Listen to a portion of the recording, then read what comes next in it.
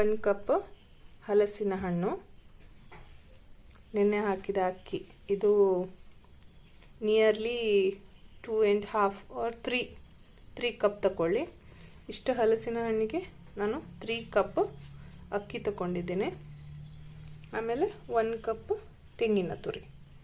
Okay, ಇದಿಷ್ಟನ್ನ first ಅಕ್ಕಿನ ಚೆನ್ನಾಗಿ ತೊಳೆದು ಗ್ರೈಂಡರ್ಗೆ ಹಾಕಿ ಇಲ್ಲ ಮಿಕ್ಸಿಗೆ ಹಾಕಿ, ನಂತರ ನಾವು ನೆಕ್ಸ್ಟ್ ಪ್ರೊಸೀಜರ್ ಅಂದರೆ ಇದನ್ನು ಹಲಸಿನ ಹಣ್ಣನ್ನು ನೀವು ಸ್ವಲ್ಪ ಗ್ರೈಂಡ್ ಮಾಡಿಕೊಂಡು ಗ್ರೈಂಡರ್ಗೆ ಹಾಕ್ಬೋದು, ಇಲ್ಲ ಮಿಕ್ಸಿಯಲ್ಲೂ ಮಾಡ್ಬೋದು.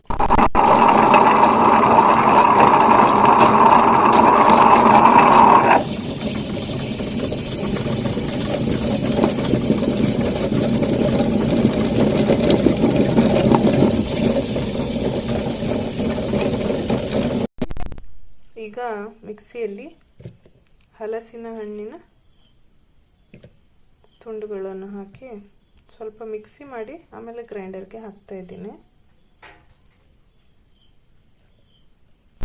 ಇಲ್ಲಿ ನೋಡಿ, ಇದು 1 ಜಾರು ಫುಲ್ ಆಗಿದೆ ಹಲಸಿನ ಹಣ್ಣು.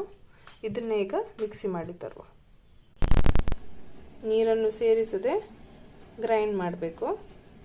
ಈ ಟೆಕ್ಸ್ಚರಿಗೆ ಬಂದ ನಂತರ ಇದನ್ನು ಗ್ರೈಂಡರಿಗೆ ಸೇರಿಸಿಬಿಡಿ.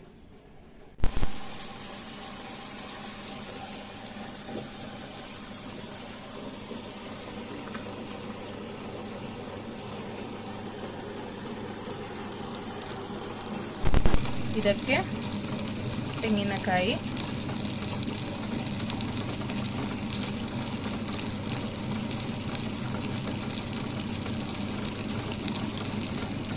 ಒಂದು ಕಪ್ ತೆಂಗಿನಕಾಯಿ ತಗೊಂಡಿದ್ದಲ್ಲ ಅಲ್ಲಿ ಎಲ್ಲವನ್ನು ಸೇರಿಸಿ. ಸ್ವಲ್ಪ ಕಾಳು ಮೆಣಸು ನೋಡಿ, ಮತ್ತು ಸ್ವಲ್ಪ ಅರಿಶಿಣ ಹಾಕಿ.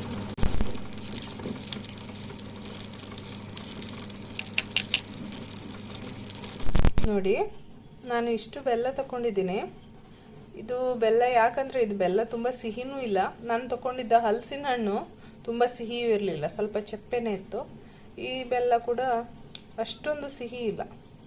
ಮತ್ತೊಂದು ಬೆಲ್ಲ ಬರುತ್ತೆ, ಅದು ಸ್ವಲ್ಪ ಡಾರ್ಕ್ ಬ್ರೌನ್ ಕಲರಲ್ಲಿ ಇರುತ್ತೆ, ಅದು ಸ್ವಲ್ಪ ಜಾಸ್ತಿ ಸಿಹಿ ಇರುತ್ತೆ. ಇದು ಸ್ವಲ್ಪ ಚಪ್ಪೆ ಬೆಲ್ಲ. ನೋಡಿ, ನಾನು ಈ ಬೆಲ್ಲ ತಗೊಂಡಿದ್ದೀನಿ.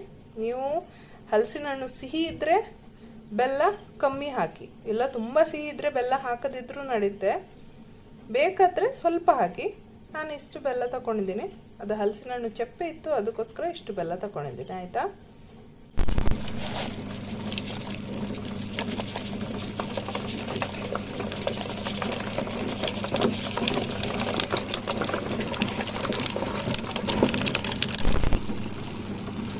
ಹಿಟ್ಟು ನೋಡಿ ಸ್ವಲ್ಪ ತರಿ ತರಿ ಇದೆ.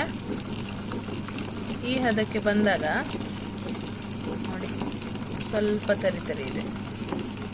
ಈ ಹದಕ್ಕೆ ಬಂದಾಗ ತೆಗಿಬೇಕು. ನೋಡಿ ಸ್ನೇಹಿತರೆ, ಇಷ್ಟು ಆಗಿದೆ ಹಿಟ್ಟು. ಈ ಹಿಟ್ಟನ್ನು ನಾನೀಗ ಇದಕ್ಕೆ ಈ ಬೌಲಿಗೆ ಹಾಕಿ ಮಿಕ್ಸ್ ಮಾಡ್ಕೊಳ್ತಿದ್ದೀನಿ. ಫಸ್ಟ್ ಈ ಬೌಲಿಗೆ ನಾನು ಇಷ್ಟು ಅಂದರೆ ಕೊಬ್ಬರಿ ತುರಿ, ಆಮೇಲೆ ಸ್ವಲ್ಪ ಕಾಳುಮೆಣಸು, ಆಮೇಲೆ 1-2 ಏಲಕ್ಕಿ ಕುಟ್ಕೊಂಡಿರೋದು, ಇಷ್ಟನ್ನು ಫಸ್ಟ್ ಹಾಕ್ತಾ ಇದ್ದೀನಿ. ಕೊಬ್ಬರಿ ತುರಿ ನೋಡಿ ಚಿಕ್ಕ ಚಿಕ್ಕದಾಗಿ ಕಟ್ ಮಾಡ್ಕೊಳ್ಬೇಕು. ನೋಡಿ, ಸಪೂರ ಕಟ್ ಮಾಡಿ, ಈ ಥರ ಸಪೂರ ಕಟ್ ಮಾಡಿ ಚಿಕ್ಕ ಚಿಕ್ಕದಾಗಿ ಕಟ್ ಮಾಡಬೇಕು. ಕಾಳು ಮೆಣಸು ಸ್ವಲ್ಪ ರುಚಿಗೆ, ಆಮೇಲೆ ಏಲಕ್ಕಿ ಸೇಮ್ ಟೇಸ್ಟ್ಗೆ.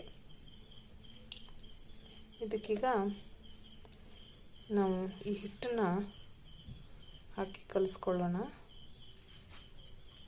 ತೆಳುವಾಗಿ ತೆಗಿಬೇಡಿ, ಸ್ವಲ್ಪ ದಪ್ಪ ದಪ್ಪಾಗಿ ಇರಲಿ. ಹೀಗೆ ತುಂಬ ತೆಳುವಾದರೆ ಹಿಟ್ಟು ಅದು ನಾವೀಗ ಮಾಡ್ತಿರೋ ರೆಸಿಪಿಗೆ ಸೂಟೇಬಲ್ ಆಗಲ್ಲ. ನೋಡಿ, ಇಷ್ಟು ದಪ್ಪ ಇರಬೇಕು. ನೋಡಿ ಇಷ್ಟು ಹಿಟ್ಟನ್ನು ನಾನು ತಗೊಂಡಿದ್ದೀನಿ, ಇಷ್ಟು ಹಿಟ್ಟು ಇಟ್ಟಿದ್ದೀನಿ.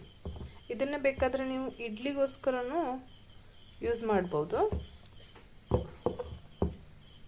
ಇದನ್ನು ಚೆನ್ನಾಗಿ ಮಿಕ್ಸ್ ಮಾಡಿಕೊಳ್ಬೇಕು.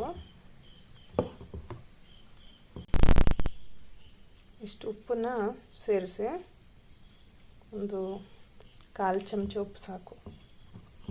ಯಾಕಂದರೆ ಬೆಲ್ಲದಲ್ಲಿಯೂ ಸ್ವಲ್ಪ ಉಪ್ಪಿನಂಶ ಇರುತ್ತಲ್ವ. ನಾನು ಹೇಳಿದೆ ಇದು ಉಳಿದ ಹಿಟ್ಟನ್ನು ಇಡ್ಲಿಗೆ ಯೂಸ್ ಮಾಡಿ ಅಂತ.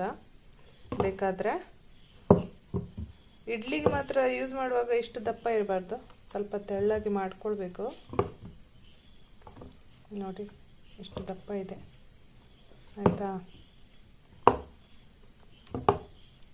ಇದು ಮಿಕ್ಸ್ ಮಾಡುವಾಗ ನಾನೀಗ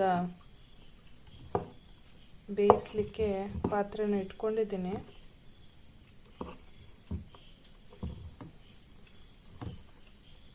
ಸಾಗುವಾನಿ ಎಲೆ ಇದ್ದರೆ ಚೆನ್ನಾಗಿ ತೊಳೆದು ರೆಡಿ ಮಾಡಿ ಇಟ್ಕೊಳ್ಳಿ. ಇದು ರೆಡಿ ಆದ ಕೂಡಲೇ, ನೀರು ಬಿಸಿ ಆದ ಕೂಡಲೇ ಹಿಟ್ಟನ್ನು ಎಲೆಗೆ ಹಾಕಿ ಬೇಯಿಸೋದು, ಇಷ್ಟೇ ಆಯಿತು. ನೋಡಿ ಈ ಥರ ಸಾಗುವಾನಿ ಎಲೆ ತಗೊಂಡು ಈ ಹಿಟ್ಟನ್ನು ಹೀಗೆ ಅದ್ರ ಒಳಗೆ ಹಾಕಬೇಕು.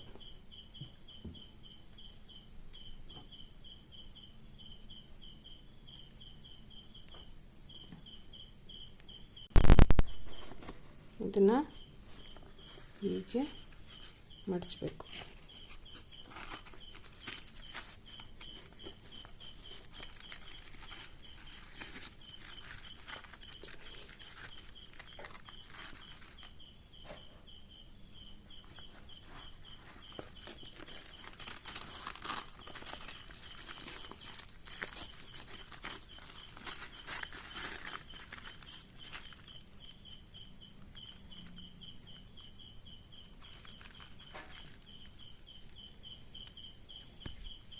ಹೀಗೆ ಮಡಚಿ ಇದನ್ನು ಬೇಯಿಸೋದು.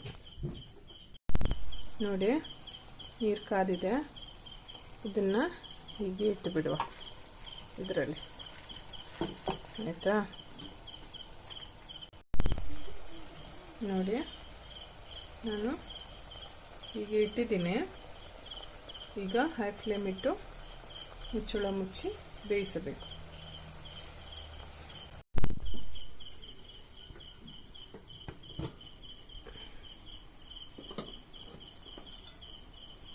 ನೋಡಿ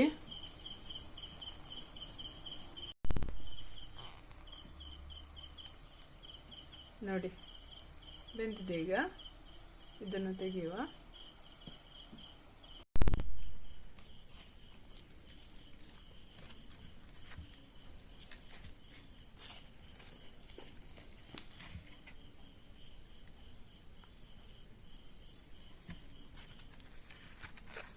ಕಲರ್ ನೋಡಿ,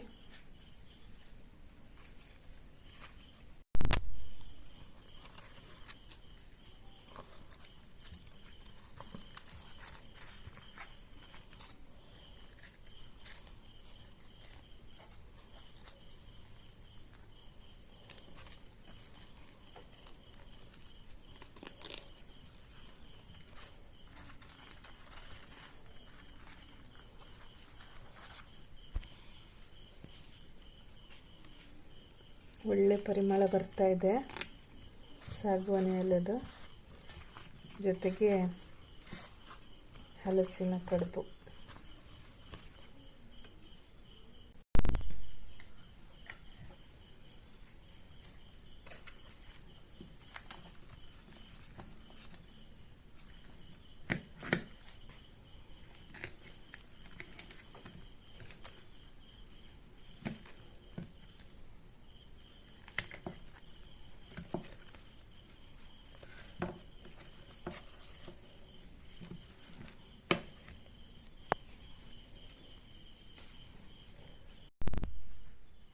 ನೋಡಿ ಎಷ್ಟು ಚೆನ್ನಾಗಿ ಬಂದಿದೆ. ಕಾಳುಮೆಣಸು, ಕೊಬ್ಬರಿ ತುರಿ ಹಾಕಿದ್ದು ನೋಡಿ.